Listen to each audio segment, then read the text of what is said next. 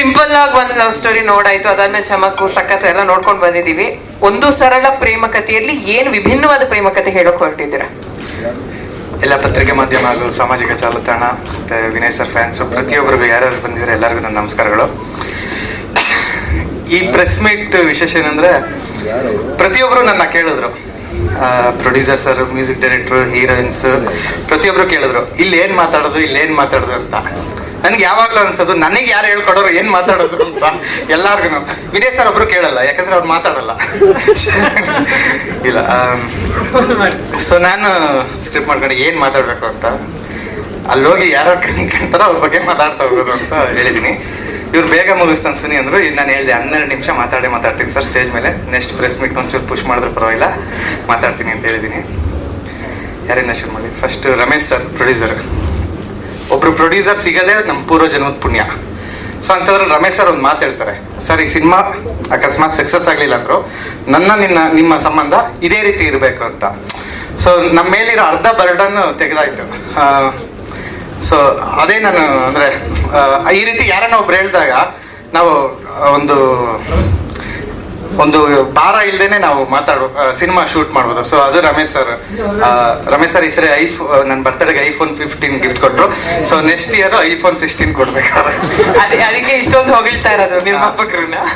So ಇನ್ನ ಅತಿಶಯ ಅಂದ್ರೆ ನಮ್ಮ ವಿನಯ್ ಸರ್ ಬಗ್ಗೆ ಮಾತಾಡ್ಬೇಕಂದ್ರೆ, ಇದಕ್ಕೂ ಮುಂಚೆ 9 ಮೂವಿಗೂ ನನಗೆ ಸಿಂಪಲ್ ಸುನಿ ಅಂತಿದ್ರು.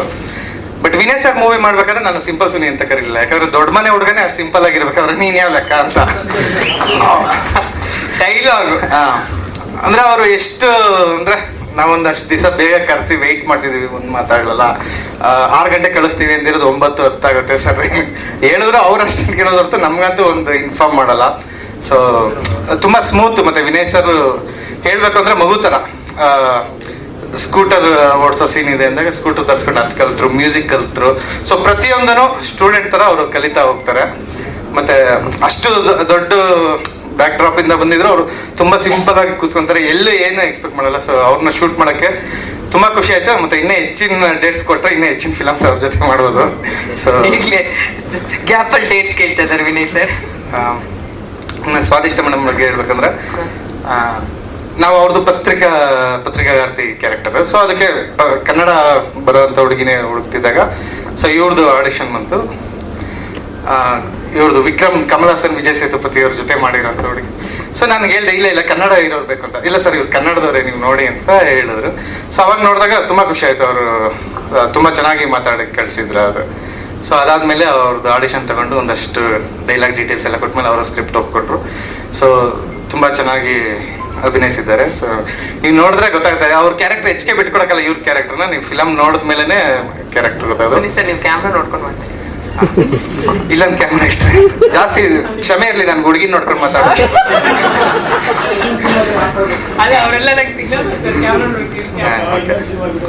ಇನ್ನು ರಾಧೆ ಅವ್ರ ಬಗ್ಗೆ ಹೇಳ್ಬೇಕು ಅಂದ್ರೆ ಏನ್ ಬೇಕಾದ್ರೆ ಹೇಳೋದು, ನಾನು ಏನ್ ಹೇಳಿದ್ರು ಅವ್ರಿಗೆ ಅರ್ಥ ಆಗಲ್ಲ. Basically Mallika Singh madam heroine ಆಯ್ಕೆ ಆಗಕ್ಕೆ ನಮ್ಮ ರಮೇಶ್ ಸರ್ ಕಾರಣ. ನಮ್ಮ ತಂದೆ ತಾಯಿ ನೋಡೋರು, ನಮ್ಮ ಮನೆಯಲ್ಲಿ ರಾಧಾಕೃಷ್ಣ ನೋಡೋರು. ನಾನು ಹೋದಾಗ ನೋಡ್ತಿದ್ದೆ ಒಂದಷ್ಟು ಎಪಿಸೋಡ್ಸ್, ಬಟ್ ನಾನು ಕ್ಯಾಪ್ಚರ್ ಆಗಿರ್ಲಿಲ್ಲ. ರಮೇಶ್ ಸರ್ ನಾನು ಹೇಳಿದೆ, ಒಬ್ರು north Indian Kannada reality show ಅಲ್ಲಿ ಬರೋ ಸಿಂಗರ್ ತರದ್ದು. ಈಗ ಆಕ್ಚುಲಿ ಒಬ್ಬ ಪಂಜಾಬಿ ಹುಡುಗ ಅದೇ ರೀತಿ ಹುಡುಗ ಇದ್ದಾನೆ ಒಂದು ಶೋಲಿ. ಸೊ ಈ ರೀತಿ ಕ್ಯಾರೆಕ್ಟರ್ ಅಂತ ಹೇಳಿದಾಗ ರಮೇಶ್ ಸರ್ ಇಮಿಡಿಯೇಟ್ ಆಗಿ ರಾಧಾಕೃಷ್ಣ ಇವ್ರ ನಾಯಕನ ಹೀರೋಯಿನ್ ಅಂತ ಅಂದ್ರು. ನಾವು ಸ್ಟಾರ್ಟಿಂಗ್ ಅಪ್ರೋಚ್ ಮಾಡ್ದೋ, ಆಮೇಲೆ ಅವರು ಅಷ್ಟು ಕನೆಕ್ಟ್ ಆಗಲಿಲ್ಲ ನಮಗೆ. ಸೊ ಬೇರೆ ಇವ್ರನ್ನ ನೋಡ್ತಾ ಇದ್ದೋ, ಕೊನೆಗೆ ಒಂದ್ಸಲ ಅವ್ರ ಕಡೆಯಿಂದಾನೇ ಕಾಲ್ ಬಂತು. ಆಮೇಲೆ ಹೋಗಿ ಸ್ಕ್ರಿಪ್ಟ್ ಬಾಂಬೆಗೆ ಹೋಗಿ ನಾವು ಎಕ್ಸ್ಪ್ಲೈನ್ ಮಾಡಿದ್ವಿ. ಮೇಡಮ್ ಖುಷಿಯಾಗಿ ಒಪ್ಕೊಂಡ್ರು. ಸೊ ನಾವು ಕೇಳಿದ್ಕಿನ್ನ ಹೆಚ್ಚಿಗೆ ಡೇಟ್ಸ್ ಕೊಟ್ಟು ತುಂಬ ನಮಗೆ ಅನುಕೂಲ ಮಾಡಿಕೊಟ್ರು. ತುಂಬ thank you madam. Daily mike ಇಟ್ಕೊಂಡು ಆಕ್ಷನ್ ಕಟ್ ಹೇಳಿದ್ರು ಪ್ರೆಸ್ ಮೀಟ್ ಬಂದಾಗ ಒಂಚೂರು ನರ್ವಸ್ ಆಗ್ತಿದೆ. ಆರಾಮ್ ಸರ್ ಎಲ್ಲ. ಇನ್ನು ಸಚಿನ್ ಬಗ್ಗೆ ಹೇಳ್ಬೇಕಂದ್ರೆ, ಸಚಿನ್ ಹೇಳ್ದ, ಸರ್ ನನ್ನೊಂದು ಆಸೆ ಈಡೇರಿಸಿ ಅಂತ. ನನ್ನೊಂದು ಆಸೆ ಇದೆ, ಈಡೇರಿಸಿ ಅಂತ ಮೆಸೇಜ್ ಆಗ್ತದೆ. ನಾನು ಅನ್ಕೊಂಡೆ ನಂದೊಂದು ಚಾಪೀಸಲ್ಲಿ ಗೆದ್ದುತ್ತಾನೇನೋ ಏನು ಹೇಳಿದ್ರು. ಆಮೇಲೆ ಕೇಳಿದೆ ಇಲ್ಲ ಹಿಂಗೊಂದು ಸಾಂಗ್ ಬೇಕು ಅಂತ. ಬಟ್ ಎಲ್ಲ ಕನೆಕ್ಟ್ ಆಗಿದೆ ಅಷ್ಟೇ. ನಾವು ಆ ಟೈಮಲ್ಲಿ ನಾನು ಬರಿಬೇಕಾಯ್ತು ಈ ಸಾಂಗ್ನ ಲಿರಿಕ್ಸ್. ಒಂದು 2 ಲೈನ್ ಬರೆದು ನನಗೆ ಸಿಗ್ತಿರ್ಲಿಲ್ಲ ಕ್ಯಾಚ್. ಸರಿ ಸಚಿನಿಗೆ ಕೊಟ್ಟೆ, ಸಚಿನ್ ಬರ್ದ. ನಾನೊಂದು ಲೈನ್ ಹೇಳಿದ್ದೆ, ಇಬ್ರು ಸೇರ್ತೀವಿ ಊರು ತುಂಬ ಗುಸುಗುಸುನೆ ಇರ್ತದೆ ಅಂತ. ಎಷ್ಟು ಮುದ್ದಾಗಿ ಬರ್ದಂದ್ರೆ, ದುಂಬಿ ಬಟ್ಟೆ ಬಂದಗಳಿಗೆ ಊರ ತುಂಬ ಊಹಾಪೋಹ ಅಂತ ಬರ್ದ. ನನಗೆ ಜಯಂತ್ ಕಾಕಿಣಿ ಸರ್ ಬರ್ದಿದ್ದ ಥರ ಫೀಲ್ ಆಗೋಯ್ತು. ಸೊ ನಂಗೆ ತುಂಬ ಖುಷಿ ಆಯಿತು. ಸಾಂಗ್ ಅದು ಫಸ್ಟ್ ಸಂಘ ಆಮೇಲೆ ನಾನು ಹೇಳಿದ್ದೆ ನಿಮ್ಗೆ ಏನಾದ್ರು ದೊಡ್ಡ ಕಾಂಟ್ಯಾಕ್ಟ್ ಇರಬೇಕು ಅಂತ ಮೋದಿ ಸರ್ ಜೊತೆ ಫೋಟೋ ಕಳಿಸ್ತಾ, ರಾಹುಲ್ ದ್ರಾವಿಡ್ ಜೊತೆ ಫೋಟೋ ಕಳಿಸ್ತಾ. ಸೊ ಇಮಿಡಿಯೇಟ್ ಸೆಲೆಕ್ಟ್, ಆಮೇಲೆ ಸಾಂಗ್ ನೋಡ್ಕೊಳ್ಳೋಣ, ಫಸ್ಟ್ ಸೆಲೆಕ್ಟ್ ನೀವು ಅಂತ ಹೇಳ್ದೆ. ಸೊ ಇದು ಬಿಟ್ಟು ವೀರ್ ಸಮರ್ ಸರ್ ಬಗ್ಗೆ ಫಸ್ಟ್ ಅವ್ರ ಬಗ್ಗೆ ಮಾತಾಡ್ಬೇಕು. ಮ್ಯೂಸಿಕ್ ಇದ್ರು ವೀರ್ ಸಮರ್ ಸರ್, ನಾನು ಗಂಟೆಗೋಷ್ಠವಾಗಿ ಹೇಳ್ತೀನಿ, ಯೂಶಲಿ ಇಂಡಸ್ಟ್ರಿಯಲ್ಲಿ ಪರ್ಫೆಕ್ಟ್ ಟೈಮಿಗೆ ಡೆಲಿವರಿ ಮಾಡೋರು ವೀರ್ ಸಮರ್ ಸರ್. ಯಾವ music director, editors, technicians including me, ನಾನು ಒಂದು ಇದನ್ನ ಡಿಸೆಂಬರಲ್ಲಿ ರಿಲೀಸ್ ಮಾಡೋಣ ಅಂದ್ಕೊಂಡೆ, ಈಗ ಫೆಬ್ರವರಿ ಬಂದಿದ್ದೀವಿ. ನಾವೆಲ್ಲರೂ ಡಿಲೇ ಮಾಡೇ ಮಾಡ್ತೀವಿ technicians. But Veer Samar sir ಮಾತ್ರ ಪ್ರತಿ ಸಲನೂ ಫೋನ್ ಅಟೆಂಡ್ ಮಾಡ್ತಾರೆ. ಸರ್ ಇನ್ನು 2 ಅವರ್ ಕಳಿಸ್ತೀನಿ ಅಂದರೆ 2 ಅವರ್ ಒಳಗಡೆ ಬರುತ್ತೆ. ಸೊ ಎನಿ ಟೈಮ್ ಕೀಬೋರ್ಡ್ ಮುಂದೆ ಕೂತಿರ್ತಾರೆ. ಇನ್ನು ಅವ್ರ ಮ್ಯೂಸಿಕ್ ಬಗ್ಗೆ 2 ಸಾಂಗ್ ಕೇಳಿದರೆ ಇನ್ನು ಮಿಕ್ಕಿ ಸಾಂಗ್ಗಳು ಕೇಳ್ತೀರಾ. ಸಿನಿಮಾ ನೋಡಿದ್ಮೇಲೆ ಗೊತ್ತಾಗುತ್ತೆ ಅವ್ರ ಸ್ಟ್ರೆಂತ್ ಏನು ಅಂತ. ನನಗೆ ಶಾಕ್ ಆಯಿತು, ವೀರ್ ಸಮರ್ ಸರ್ ಆ್ಯಕ್ಚುಲಿ ಕಾಣಿಸ್ತಾರೆ ನನಗೆ. ಸರ್ ಇದು ಎಷ್ಟನೇ ಮೂವಿ? 40 ಸಿನಿಮಾ ಮಾಡಿದ್ದಾರೆ ವೀರ್ ಸಮರ್ ಸರ್. ತುಂಬ ಅಗಾಧವಾದಂಥ ಶಕ್ತಿ ಇರೋರು, ತುಂಬ ದೊಡ್ಡವ್ರ ಜೊತೆ ಎಲ್ಲ ವರ್ಕ್ ಮಾಡಿರೋರು, ಶಾಸ್ತ್ರೀಯ ಎಲ್ಲ ರೀತಿ ಪ್ರಕಾರ ಸಂಗೀತಗಳನ್ನ ಕಲ್ತಿರೋರು. ಕಾರಂಜಿ ಅವ್ರದ್ದು ಫಸ್ಟ್ ಫಿಲಮ್ ಕಾರಂಜಿಗೆ ನಾನು ಅಸಿಸ್ಟೆಂಟ್ ಡೈರೆಕ್ಟರ್ ಆಗಿ ಹೋಗಿದ್ದೆ, ಸಿಕ್ಕಿರಲಿಲ್ಲ ಆ ಫಿಲಮ್ಗೆ. ಬಟ್ ಅವ್ರ ಜೊತೆ ವರ್ಕ್ ಮಾಡೋ ಚಾನ್ಸ್ ಸಿಕ್ಕಿದ್ದು ನನ್ನ ಪುಣ್ಯ. ಯಾರನ್ನ ಬಿಟ್ಟಿದ್ದು ಎಡಿಟರ್ ಆದಿ, ಫಸ್ಟ್ ಫಿಲಮ್ ಅವನು 24/7 ವರ್ಕ್ ಮಾಡ್ತಾ ಇದ್ದಾನೆ. ಅವನೇನೋ ಮಾತಾಡ್ಬೇಕು ಅಂತ ಒಂದು ಸ್ಪೀಚ್ ರೆಡಿ ಮಾಡ್ಕೊಂಡ್ಬಂದಿದ್ದಾಗ ಚಾನ್ಸ್ ಸಿಕ್ಕಿಲ್ಲ. ಸೊ ಅದೇ ಪ್ರೀ ರಿಲೀಸ್ ಇವೆಂಟ್ ಇರೋದ್ರಿಂದ ಇನ್ನು ಮಿಕ್ಕಿದ್ದೆಲ್ಲ ಅಲ್ಲಿ ಮಾತಾಡ್ತೀವಿ. 11 ನಿಮಿಷ ಆಯ್ತಾ ಸರ್? ಇನ್ನೂ ಆಗಿಲ್ಲ. ಮಾತಾಡ್ತೀನಿ, ಮಾತಾಡಿ ಅಂದರೆ ಮಾತಾಡ್ತೀನಿ. 11 ಸಾಂಗ್ ಇದೊಂದೇ ಡ್ರೀಮ್ ಸಾಂಗ್ ಇರೋದು, ಇನ್ನು ಮಿಕ್ಕಿದೆಲ್ಲ ಕತೆ ಜೊತೆನೇ ಹೋಗುತ್ತೆ. ಹೀರೋ ಬೇಸಿಕಲಿ ಮ್ಯೂಸಿಷಿಯನ್, ಸಾಧು ಸರ್ ಅಸಿಸ್ಟೆಂಟ್, ಅಂದ್ರೆ ರಿಯಲ್ ಸಾಧು ಸರ್ ಸ್ಟುಡಿಯೋದಲ್ಲಿ ವರ್ಕ್ ಮಾಡೋ. ಈಗ ಸಾಧು ಸರ್ದು ಲೂಪ್ ಸ್ಟುಡಿಯೋ ಇದೆ, ಅದ್ರಲ್ಲೊಬ್ರು ಅಸಿಸ್ಟೆಂಟ್ ವರ್ಕ್ ಮಾಡ್ತಾರಲ್ಲ, ಸೇಮ್ ಅದೇ ರೀತಿ ಅತಿಶಯ್ ಅಸಿಸ್ಟೆಂಟ್. ಅತಿಶಯ್ ಆಮೇಲೆ ವಿನಯ್ ಸರ್ದು ಒಂದು ದಸರಾ ಫೋಟೋ ವೈರಲ್ ಆಗಿತ್ತು. ದಸರಾದಲ್ಲಿ ತುಂಬ ಸುಮ್ಮನೆ ಕೂತಿರೋ ಥರ. ಸೊ ಪ್ರಸನ್ನ ಸರ್ ಇವತ್ತು ಸ್ಟೋರಿ ರೈಟರ್ ಬಂದಿಲ್ಲ, ಅವ್ರು ನನಗೆ ಕತೆ ನರೇಟ್ ಮಾಡಿದಾಗ ಯಾರ ಜೊತೆ ವರ್ಕ್ ಮಾಡಬೇಕು ಅಂದಾಗ ನಮ್ಗೆ ಗೊತ್ತಿತ್ತು, ಅಂದ್ರೆ ಚಿಕ್ಕಪೇಟೆಯಲ್ಲಿ 10 ಜನ ಜೊತೆ ಒಂದು ಹುಡುಗ ಥರ ಇರಬೇಕು, ನಮ್ಗೆ ಏನು ಫೋಕಸ್ ಕೊಡದೆ 10 ಜನದಲ್ಲಿ ಒಬ್ರು ಅಂತ. ಸೊ ವಿನಯ್ ಸರ್ ಆ ಫೋಟೋ ವೈರಲ್ ಆಗಿದ ತಕ್ಷಣ ನಮ್ಗೆ ಕ್ಯಾಚ್ ಆಯ್ತು, ಇಲ್ಲ ದೇವ್ರು ಕಳಿಸ್ತಾ ಇದ್ದಾನೆ ಅಂತ.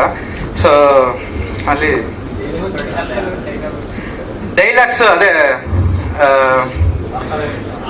ವಿನಯ್ ಸರ್ ನಡತೆ ನಂದಂಚೂರು ಕಾಮಿಡಿ ಪಂಚಿಂಗ್ಸ್ ಇದೆ. ಅಲ್ಲ, ಅವಾಗಲೇ ಹೇಳಿದ್ನಲ್ಲ ಸರ್, ಇವ್ರ ತರ್ಲೆ ಕ್ಯಾರೆಕ್ಟರ್, ಇವರು ವಿನಯ, ಆ 2 ಮಿಕ್ಸ್ಚರ್ ಅತಿಶಯ್. ಫನ್ ಇದೆ, ಇಡೀ ಮೂವಿ ಫನ್ ಇದೆ. ಸೊ ಲಾಸ್ಟಲ್ಲಿ ಒಂದಷ್ಟು ಫೀಲ್ ಎಲಿಮೆಂಟ್ಸ್ ಇದೆ. ಎಲ್ಲರೂ ಮಾಡ್ಕೊಂಡು ಅನ್ಸುತ್ತೆ.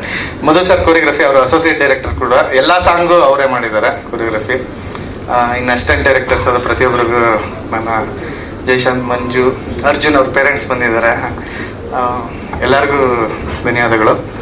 ಮತ್ತೆ ಅರುಣಮ್ಮ ಮಾಡಿದ್ರೆ, ಅರುಣಮ್ಮ ವಿನಯ್ ಸರ್ದು ದೊಡ್ಡ ಅವರಿಬ್ರದೇ ಕಟ್ಔಟ್ಸ್ ಹಾಕ್ಬೇಕು. ಈಗ 4ನೇ ಸಿನಿಮಾ ಇಬ್ರು ಮಗ ಅಮ್ಮ ಆಗಿ ಆಕ್ಟ್ ಮಾಡ್ತಿರೋದು. ಕಾರ್ತಿಕ್ ಮತ್ತೆ ಸಭಾ ಸರ್ ಇಬ್ರು ಮಾಡಿದ್ದಾರೆ. ಸಭಾ ಸರ್ ಸ್ಟಾರ್ಟಿಂಗ್ ಮಾಡಿದ್ರು, ಆಮೇಲೆ ಅವರೊಂದು ತಮಿಳ್ ಮೂವಿ ಬಂದಿರೋದ್ರಿಂದ ಮೂವ್ ಆನ್ ಆದ್ರು. ಕಾರ್ತಿಕ್ ನಮ್ಗೆ ಕಂಪ್ಲೀಟ್ ಮಾಡ್ಕೊಟ್ಟ. ವಿಲಿಯಂ ಡೇವಿಡ್ ಅಸೋಸಿಯೇಟ್, ಅವತಾರ ಪುರುಷದಲ್ಲಿ ವರ್ಕ್ ಮಾಡಿದೆ. ಇದು ಫಸ್ಟ್ ಮೂವಿ ಅಭಿಷೇಕ್ ಅಂದ್ರು. So Karthik all the best. Karthik, Adi, choreographer, lyricist, ಇವರೆಲ್ಲ ಡೆಬ್ಯೂ, ಎಲ್ಲಾರ್ದು ಡೆಬ್ಯೂ. ಸಿಂಗರ್ ಕೇಶವಾನಂದ್ ಅವ್ರದ್ದು ಡೆಬ್ಯೂ ಇದೆ. ಅಂದ್ರೆ ಏನಂದ್ರೆ ಓಕೆ ಫೆಬ್ರವರಿ 9 ಶುಕ್ರವಾರ. ಬಟ್ 8th ಲಕ್ಕಿ ಡೇಟ್ ಅಂತ ಹಾಕೊಂಡಿದ್ದೀವಿ. ಅಂದ್ರೆ 8th ಎಲ್ಲ ಈವ್ನಿಂಗ್ ಶೋಸ್ಗಳು ಓಪನ್ ಆಗ್ತಿದ್ದಾವೆ, 8th ಈವ್ನಿಂಗ್. ಸೊ 9th ಶುಕ್ರವಾರ ಆಸ್ ಯೂಶುವಲ್ ರಿಲೀಸ್ ಆಗುತ್ತೆ. ಸಿಂಗರ್ ಸ್ಕ್ರೀನ್ಸ್ 9th ಇಂದ ಓಪನ್ ಆಗುತ್ತೆ. So thank you. ಮತ್ತೆ ಇನ್ನು ತುಂಬ ಜನ ಆರ್ಟಿಸ್ಟ್ಗಳು ಬಂದಿದ್ದೀರಾ, ಶಿವರು ಮತ್ತು ರಂಗಪ್ಪಣ್ಣ, ಪ್ರತಿಯೊಬ್ಬರಿಗೂ, ಲೋಕಿ ಸರ್, ಎಲ್ಲರಿಗೂ, ವೈಶಾಖ್, ಪ್ರತಿಯೊಬ್ಬರಿಗೂ ನನ್ನ ನಮಸ್ಕಾರಗಳು. Thank you. ಇನ್ನು ನಮ್ದು 7-8 ಸಾಂಗ್ ಬರುತ್ತೆ, ನೋಡಿ ಸಪೋರ್ಟ್ ಮಾಡಿ. ಫೆಬ್ರವರಿ 8, 9 ನಿಮ್ಗೆ ಯಾವತ್ತು ಅಕಸ್ಮಾತ್ ಗರ್ಲ್ ಫ್ರೆಂಡ್ ಇದ್ರೆ 14 ಈ ರೀತಿ ನಿಮ್ಗೆ ಯಾವತ್ತು ನೋಡ್ಬೇಕು ಅನ್ಸುತ್ತೋ ನೋಡಿ ಆ ವೀಕಲ್ಲಿ